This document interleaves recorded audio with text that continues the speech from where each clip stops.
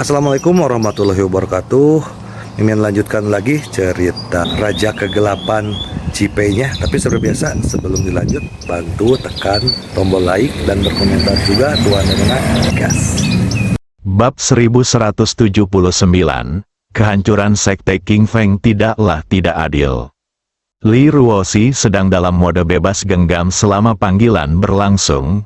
Dia menyalakannya atas inisiatifnya sendiri.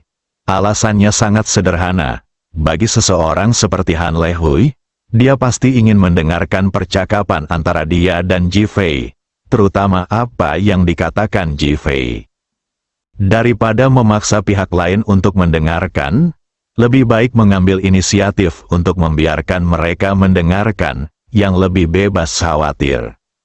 Jadi, ketika Ji Fei ingin berbicara dengan Han Lehui mendengarnya secara langsung. Ji Fei, jika ada yang ingin kau katakan, katakan saja padaku, aku mendengarkan sekarang. Nada bicara Han Lehui sedikit kaku, bahkan mendominasi. Ji Fei memang kuat, dan dia pun makin membencinya. Tetapi sekarang Li Ruoxi ada di tangannya, dan ini merupakan alat tawar-menawar yang terbesar. Selain itu, Han Shaotian dan Han Lu belum keluar. Jadi kita harus menunjukkan kelemahan dan kekuatan untuk menakut-nakuti Ji Fei dan membiarkannya pergi. Orang tua itu sudah mendefinisikan macan kertas. Sekarang kamu adalah macan kertas. Mengapa kamu harus bersikap sok di sini? Suara Ji Fei yang acuh tak acuh terdengar. Penghinaan. Ejekan, Ji Fei. Apa yang ingin kamu lakukan? Han Lehui sangat marah. Aku tidak mengatakan apa-apa. Aku hanya ingin memberitahumu bahwa He Sun Feng ingin membunuhmu. Jadi, meskipun kau benar-benar keluar, kau tetap tidak akan selamat. Aku ingin tahu bagaimana perasaanmu saat dibunuh oleh orang-orang yang kau pekerjakan. Wajah Han Lehui membiru karena marah. Kau, bukan urusanmu, aku punya cara. Sekarang kau hanya perlu berjanji untuk membebaskan orang itu. Segala hal lainnya adalah urusanku. Tentu saja bisa. Aku sudah bilang aku akan melepaskannya, dan aku akan melakukannya. Tapi aku ingin bertanya padamu, jika kau melakukan ini, bisakah kau menjamin bahwa kau bisa lolos dari cengkeramanku?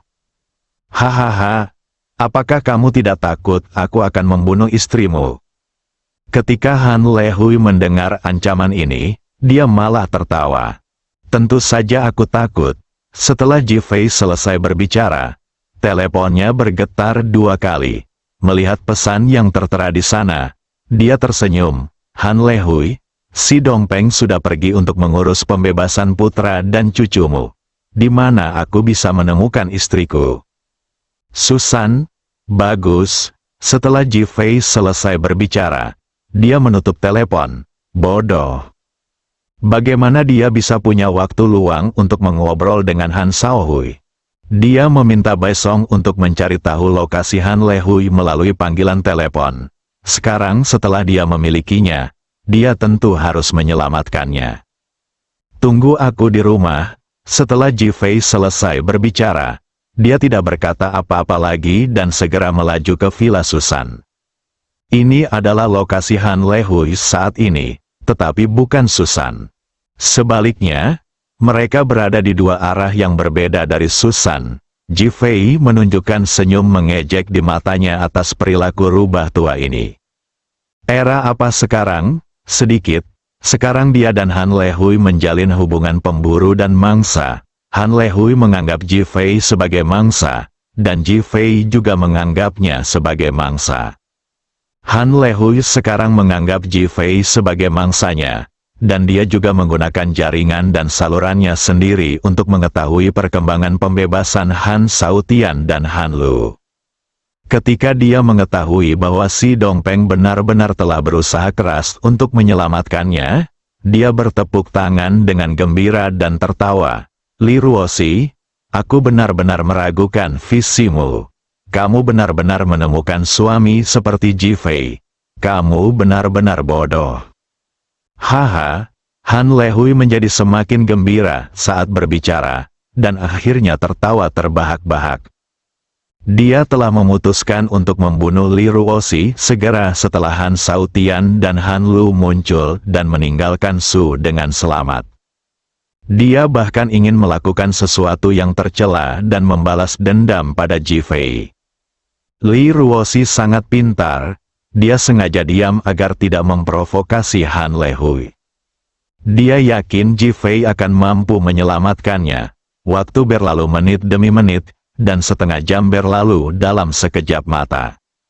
Didi, ponsel Han Lehui tiba-tiba berdering. Melihat bahwa itu adalah panggilan seorang murid, saya pun segera menjawab panggilan itu.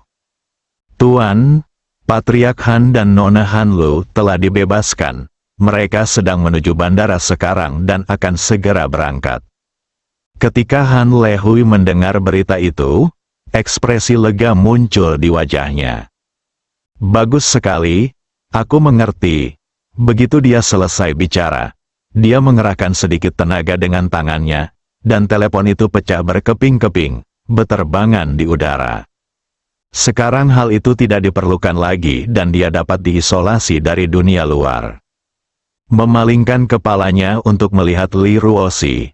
Aku tidak menyangka suamimu Ji Fei adalah orang yang menepati janjinya. Dia benar-benar meminta si Dongpeng untuk membebaskan Han Shaotian dan Han Lu.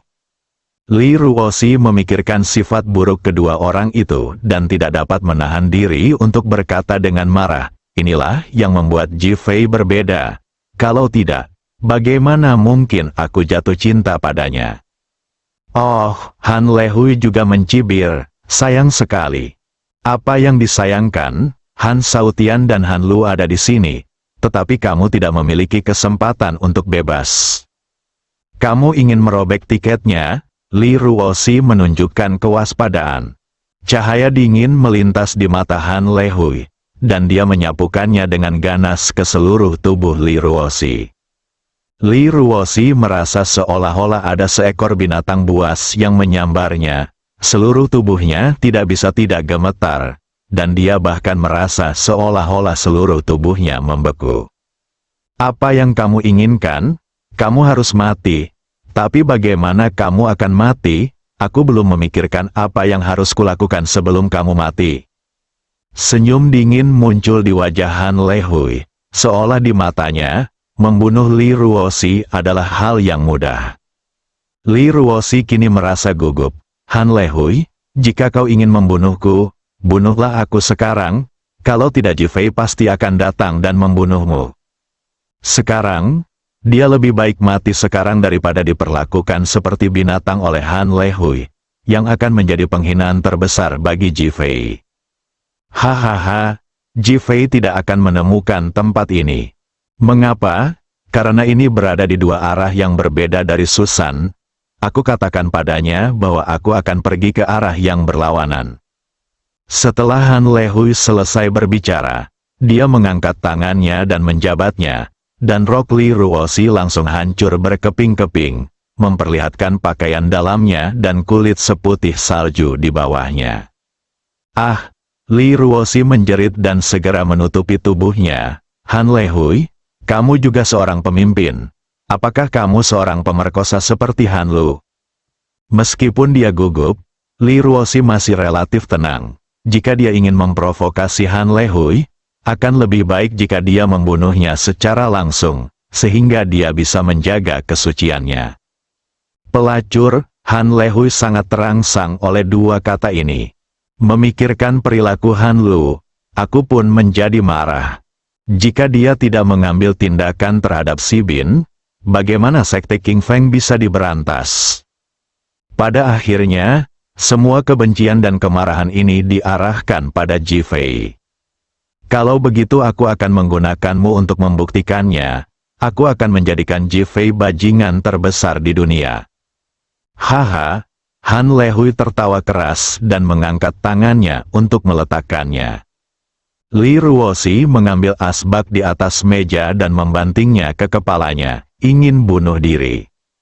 Namun patah, Han Lehui meletakkan tangannya, dan asbak itu langsung pecah menjadi potongan-potongan yang tak terhitung jumlahnya.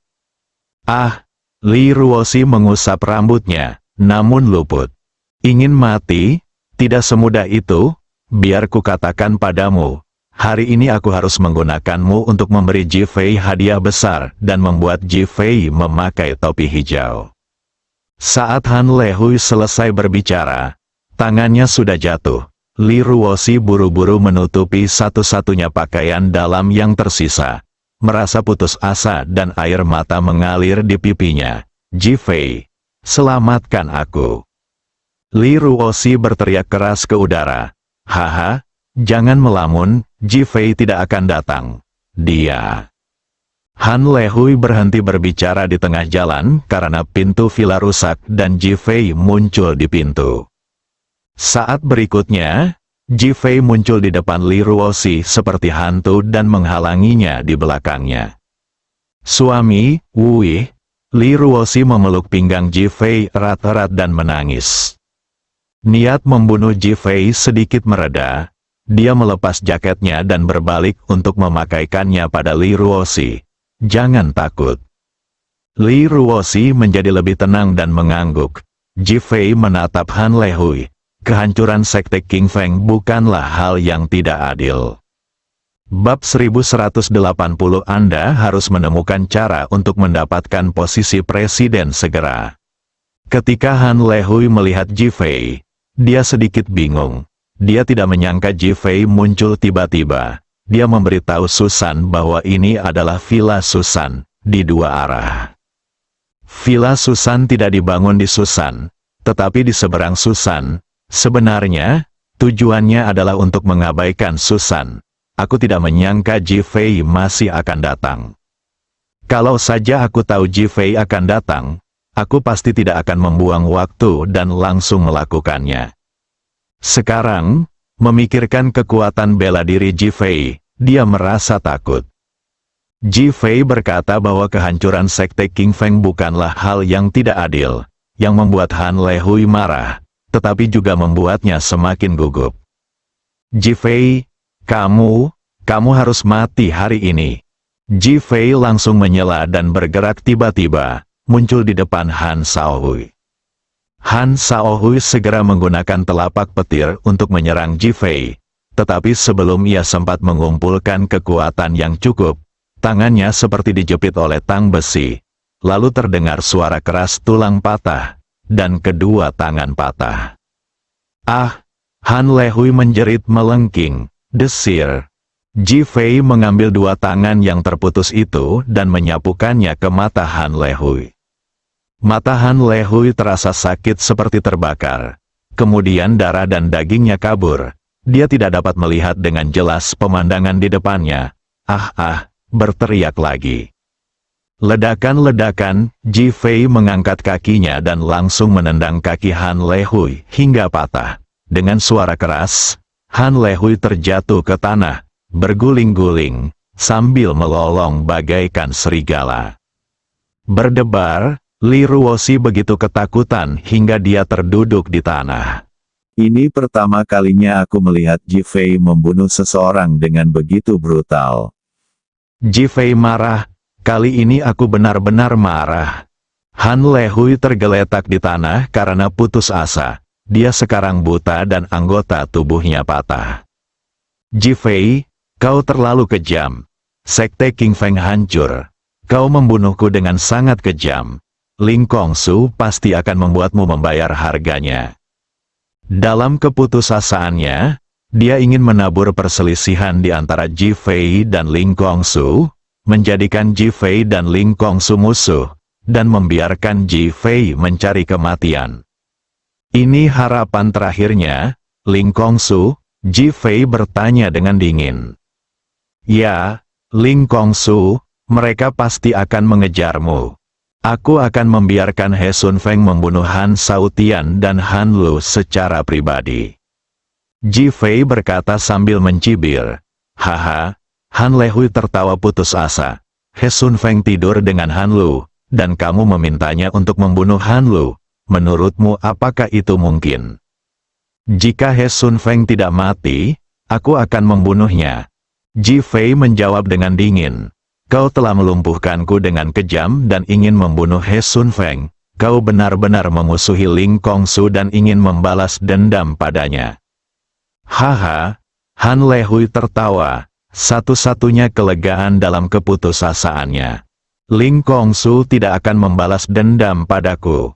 Ji Fei berkata dengan tegas, Ling Kongsu tidak akan membalas dendam padamu, kamu sedang bermimpi. Han Lehui tidak mempercayainya. Saya menghabiskan 10 miliar dan keluarga seni bela diri kuno hancur.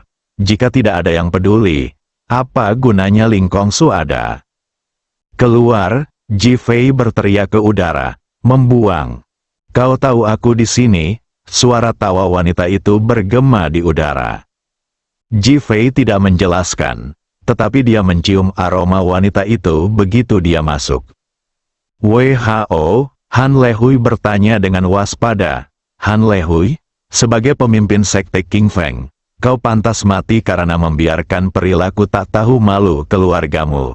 Kau bahkan menculik istri orang lain dan ingin melakukan sesuatu yang tercela. Kau telah mempermalukan keluarga bela diri kuno dan tidak lagi layak disebut sebagai anggota keluarga bela diri kuno.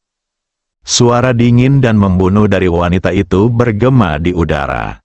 Kamu, siapa kamu? Kamu tidak perlu bertanya siapa aku hanya menjagamu demi He Sun Feng. Berdengung, ketika Han Lehui mendengar ini, dia langsung tahu bahwa orang itu adalah Ling Kongsu. Dan sebuah nama muncul di benaknya, apakah Anda bibi suci Su Piao Miao dari Ling Kongsu?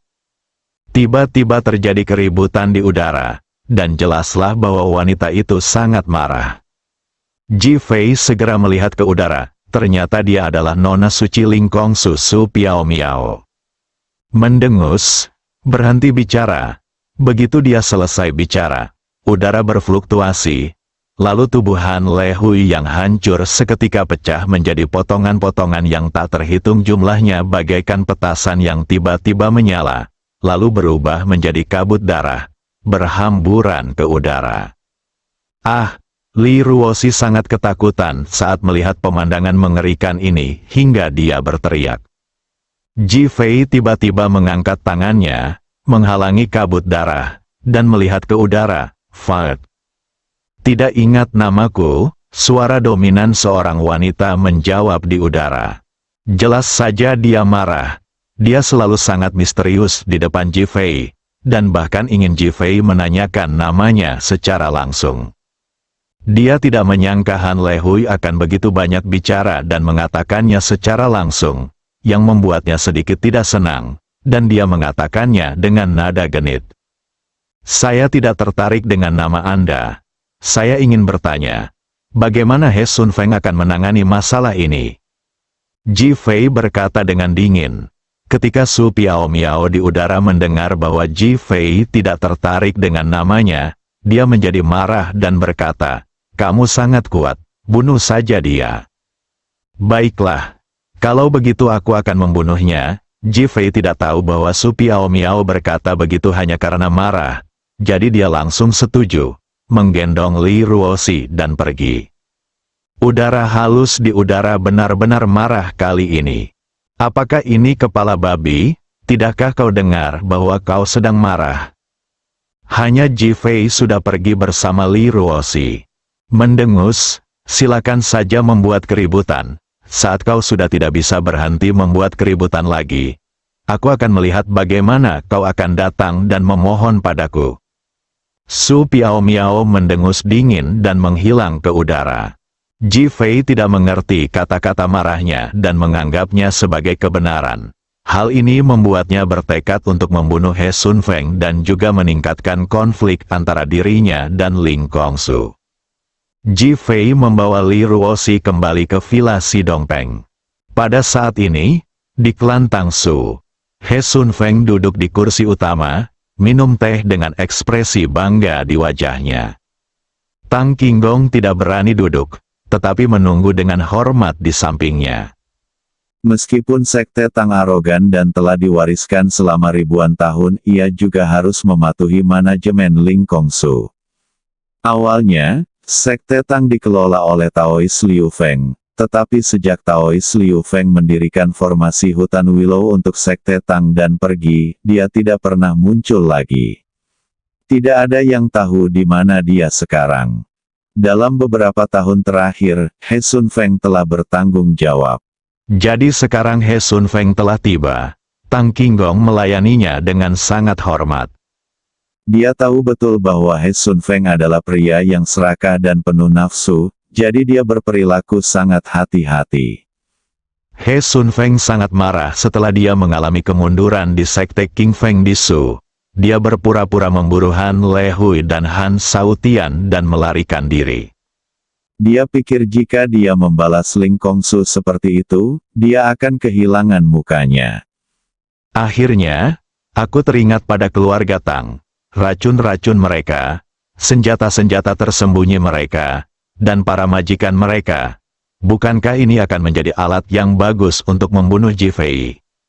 Jadi, dia datang ke sini, ingin menggunakan keluarga Tang sebagai senjatanya.